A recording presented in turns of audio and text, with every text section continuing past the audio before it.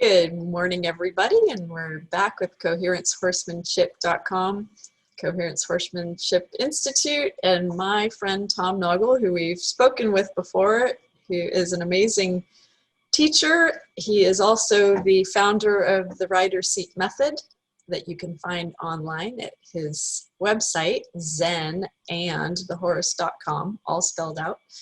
And we're here this morning because we both felt that there was something else to talk about, something that is very pertinent to all of our lives, and the understanding of a concept that Tom has been teaching for many, many years, 20, I guess, about the difference between people that push and people that pull.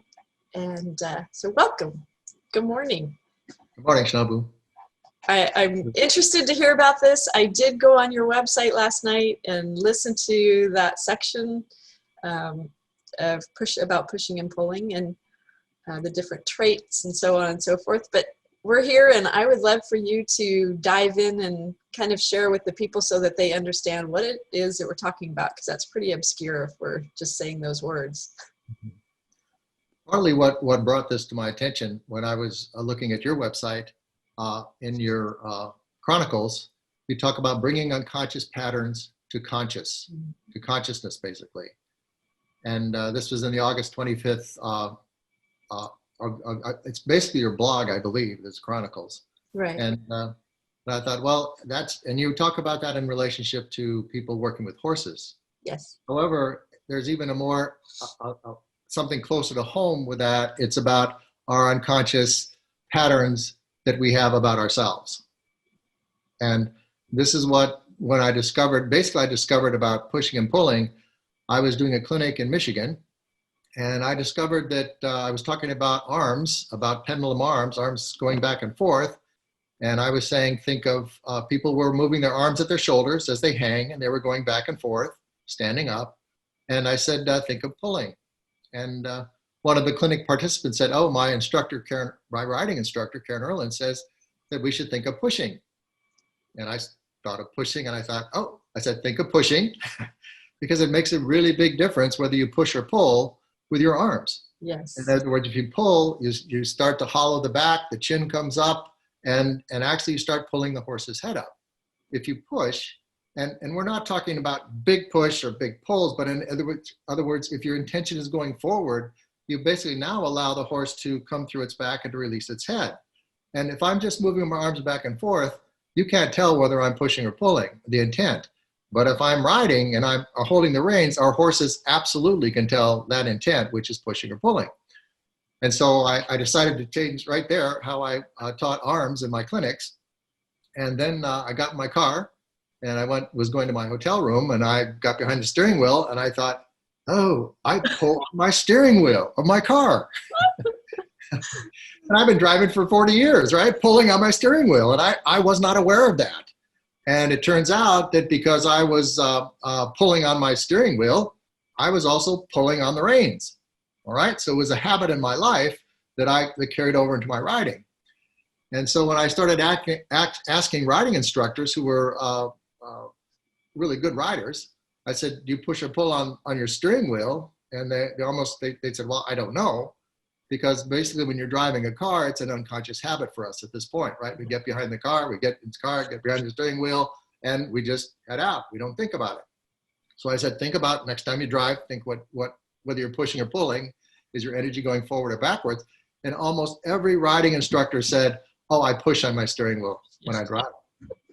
And I'm like, and I asked my wife, Jane, I said, do you push or pull? She said, I push. And I said, why didn't you tell me? And she said, I didn't know.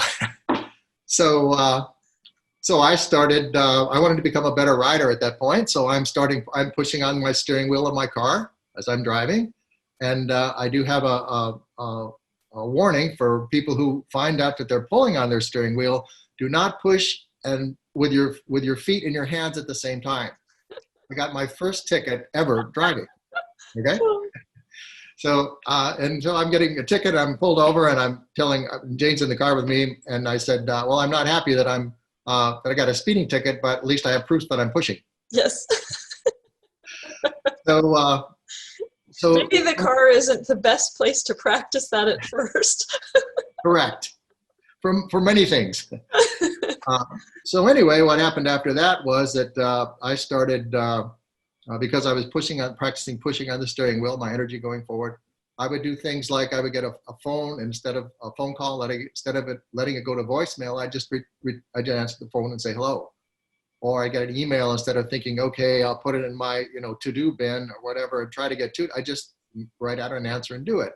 So I started doing simple things that they just started happening. So that was the start of the pushing and pulling. And then, so that was the first part of my awareness that I pulled on my steering wheel, okay?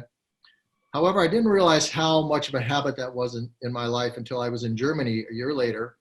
And a friend of mine who's one of my co-teachers over there, Raymond Schroeder, he's a martial artist and a body worker. He doesn't ride horses, but I told him about pushing and pulling on the reins the year before.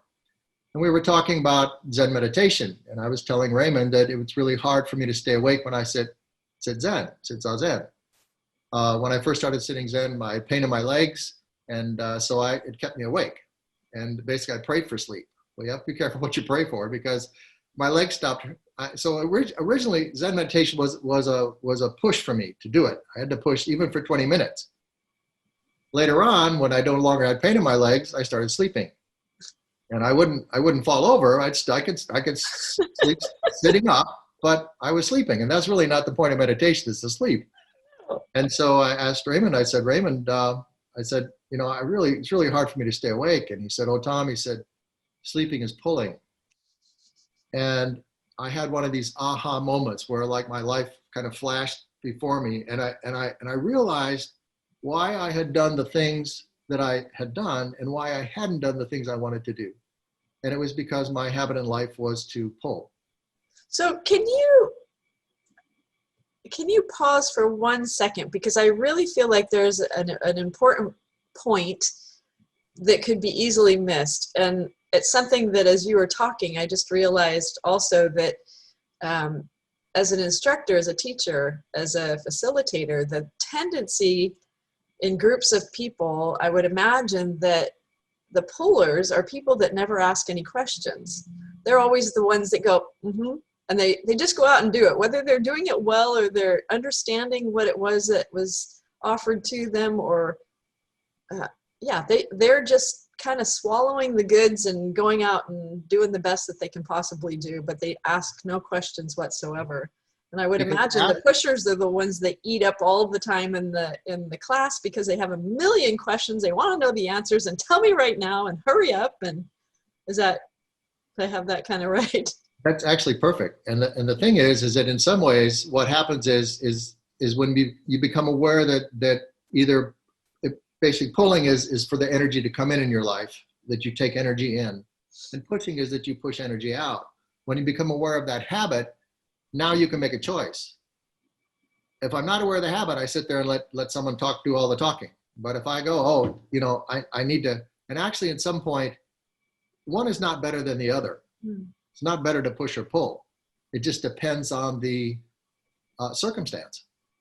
So it would be, just as an analogy with working with horses, is that when we focus on one thing that we're communicating with them, and that's all we focus on, the tendency is for things to be this way.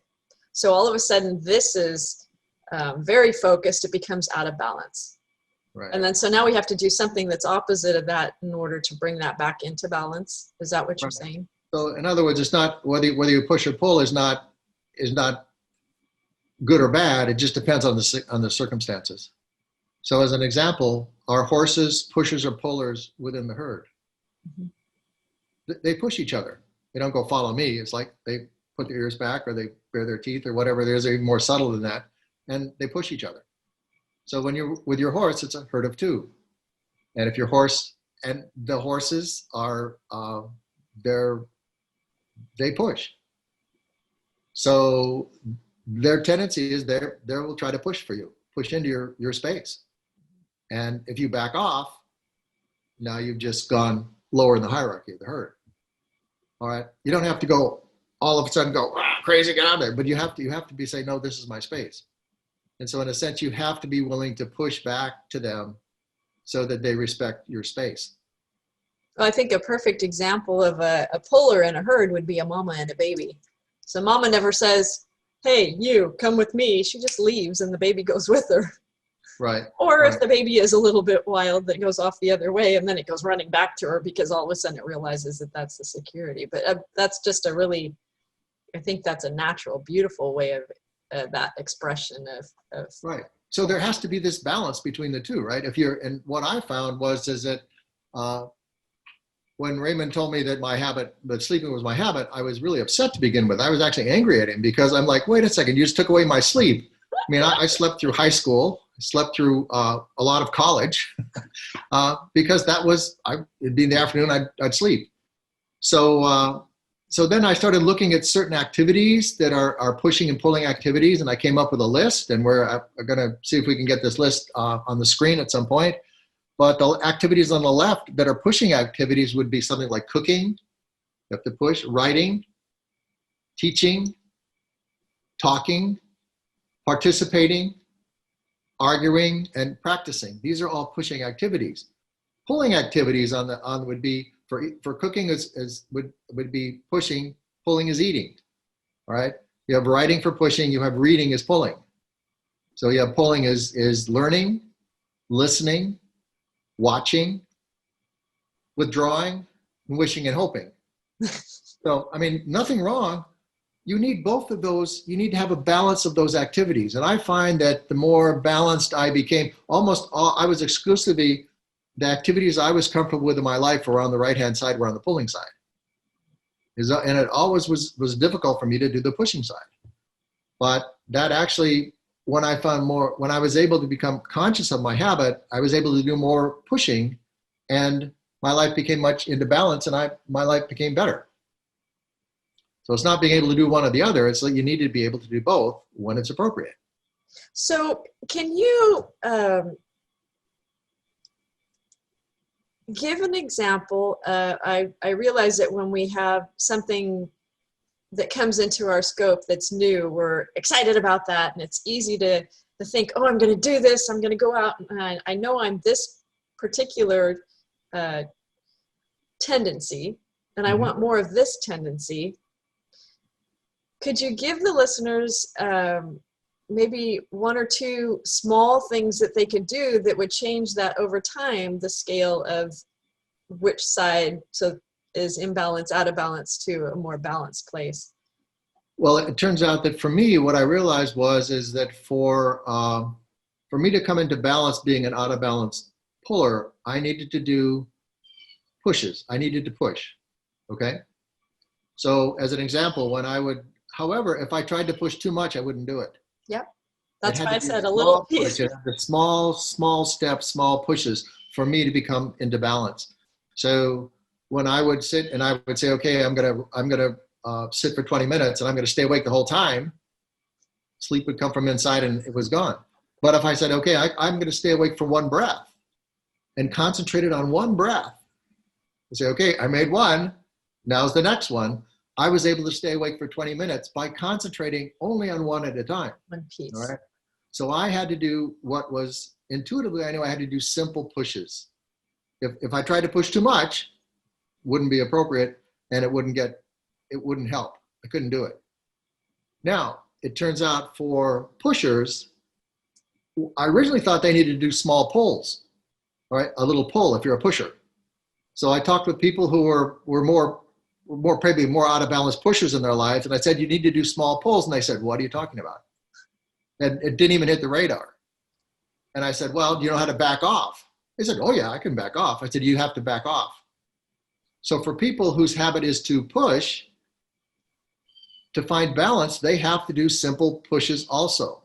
They're pushing too much, they have to back off. And so the balance for both pushers and pullers is simple pushes for both. Okay. And so what would be an example of a simple push? A simple push in terms of with your horse would be if the horse comes up and comes into your space, that you have to you back them away. You don't have you just make sure that they move their feet out of your space. That's it. Uh, And the so, tendency would be to, well, to back up, to, you know, or the people that, as an example, a lot of people like to treat their horses, okay, with food, which is, whether you treat or not, it's how you treat the horse that makes a difference. If you take a treat in your hand and you let the horse push your hand, now they've just pushed to you, okay? Because you're a puller, so they push to you, and then you backed up. If you take the treat and you push to them, just gently in their direction, you're giving the treat to them, but you're pushing to them, and you're going into their space versus them coming into your space. So so even treating your horse in terms of pushing and pulling, there are pullers that go, oh, the horse is all over them because they're all ready for the treat, right? yeah, this is something that we did the teach treat. when you use treats for reward. Yes, there's a specific way to do that. So what I was referring to, Tom, was the person. So if the person was an out of balance pusher and the horse stepped into their space, or what they perceive as their space, wouldn't their tendency be to shoo them away in a big giant way? And what you're saying is they should just gently ask the horse to take a step back.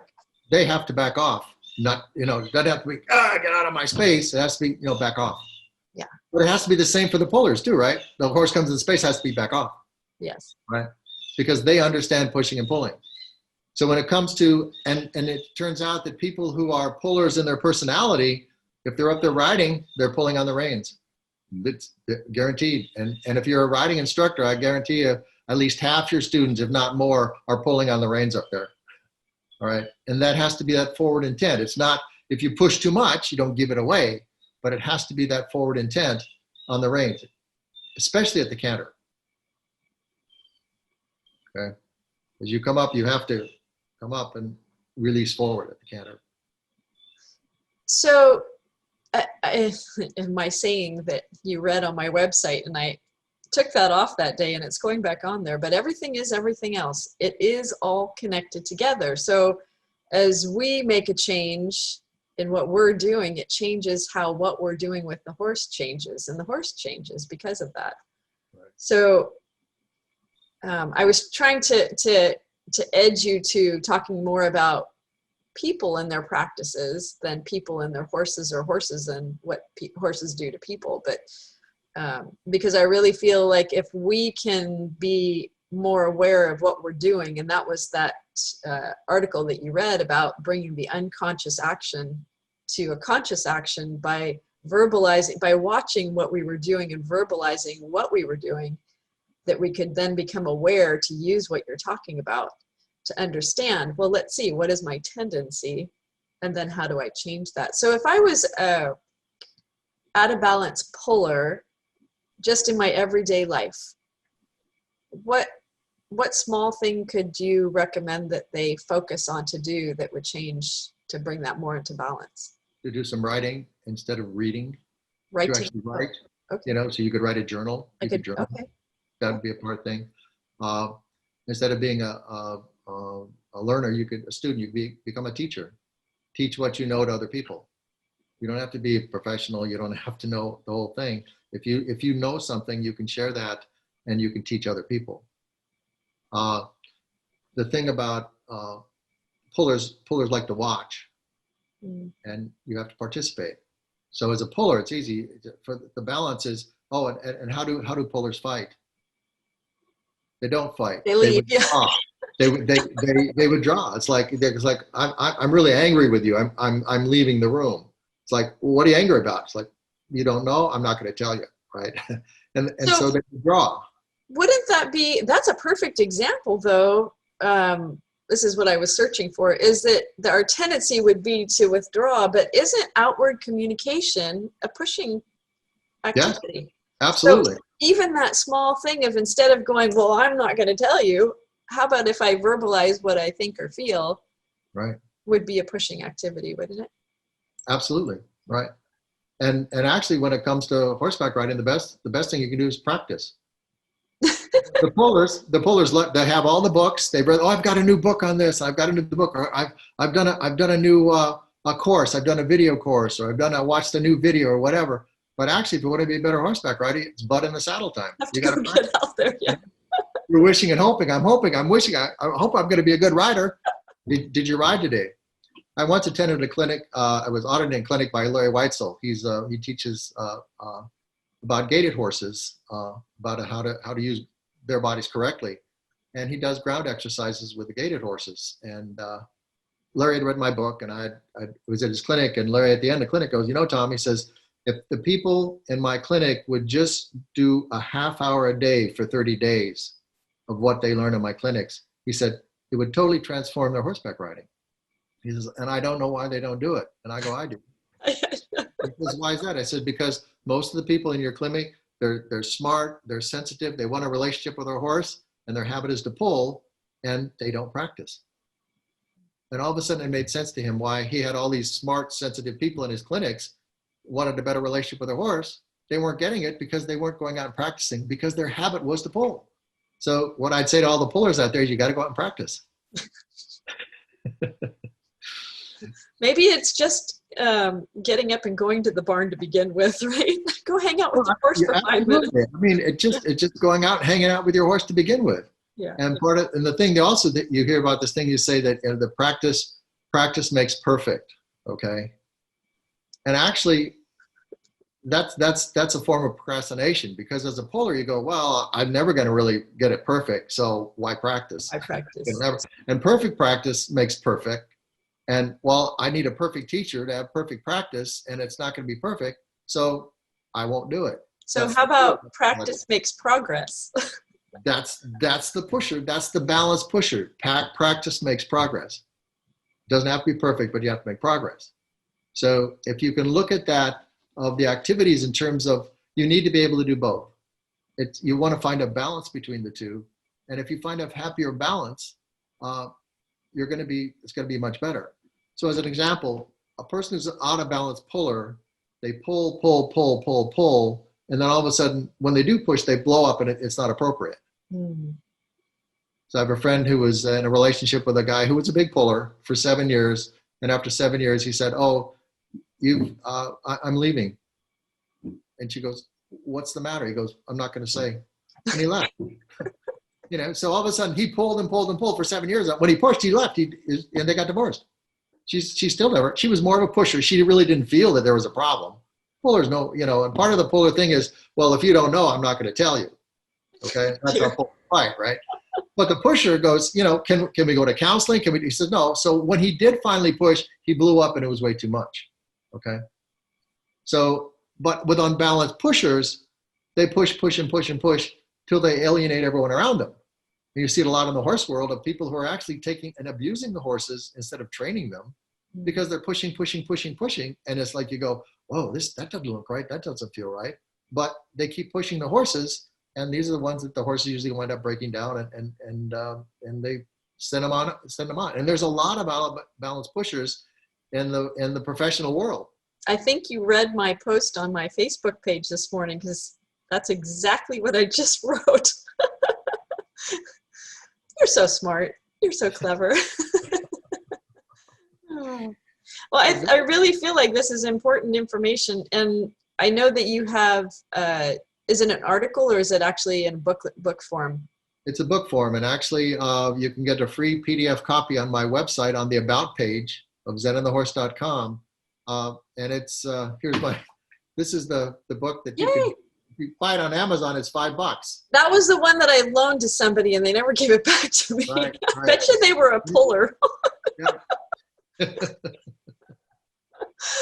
Okay, and I believe that we are also going to try and link that to coherencehorsemanship.com along with your interview. So there'll be a link, I think, on the interview, if we can do that. Right. And so I go into more detail in terms of the book about life and life experience and that kind of thing. But it really can make a huge difference in as an instructor, if you have a sense of your students are pullers. Actually, it's much easier to take a pusher and to teach them to back off than take a puller and teach them to step up to the plate. Because the nice people are going, oh, I don't want to hurt my horse. It's like, no, come on, you got to have some energy here, right? The horses sense energy. If they're pulling the energy in, horse is going to run over them, right? So a lot of that with pullers, you have to teach them to extend their energy out and step up to the plate. pushes, you can teach you to back off. It's easier to back off than to get the energy to come out. There's no right or wrong or good or bad. So, but there is easier and more harder. okay, well, or maybe easier and somebody else has to make a little more effort. Yeah, for sure. Well, thank you very much for sharing this. I hope that people will go to the site and read that book. I think it's vitally important that we do understand that because it's connected to everything that we do in life. And you have some other lessons in there that I loved about picking the weeds, and that was lovely. yeah. So thank you. I hope you have a wonderful day, Tom, and I will talk to you really soon. Okay. Have a great day. Bye-bye. Bye-bye.